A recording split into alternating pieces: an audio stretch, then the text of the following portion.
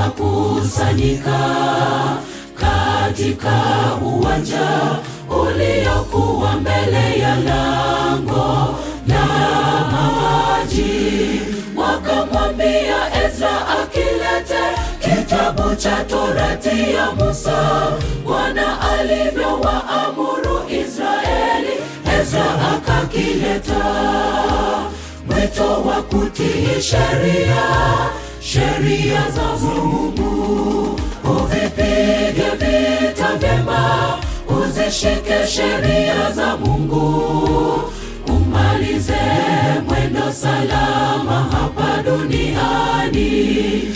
Usiishie kusikia Yerusalemu, uwe miongoni mwa washindi. Uvipige vita vyema, uvipige vita vyema, uzishike sheria za Mungu, umalize mwendo salama hapa duniani.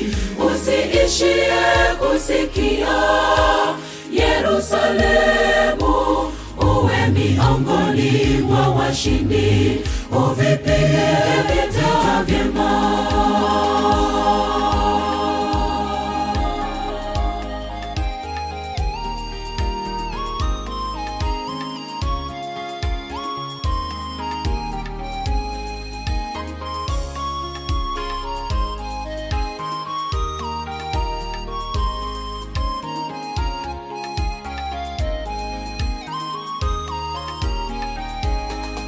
Ezra alitoa mwito wa kutii sheria, akamuhimidi Bwana Mungu mkuu. Zimeandikwa katika Torati, tunahimizwa na tuzitii. Katika miji yote sote tutangaze habari yake Yesu, habari njema ya ufalme na ihubiriwe.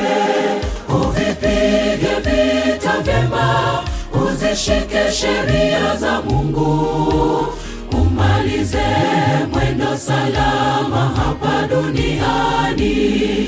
Usiishie kusikia Yerusalemu, uwe miongoni mwa washindi. Uvipige vita vyema, uvipige vita vyema, uzishike sheria za Mungu, umalize mwendo salama hapa duniani. Usiishie kusikia Yerusalemu, uwe miongoni mwa washindi. Uvipige vita vyema, uvipige vita vyema, uzishike sheria za Mungu, umalize mwendo salama hapa duniani. Usiishie kusikia Yerusalemu, uwe miongoni mwa washindi.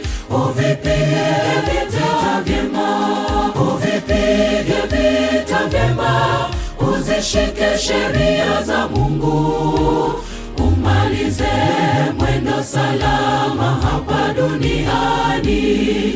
Usiishie kusikia Yerusalemu, uwe miongoni mwa washindi.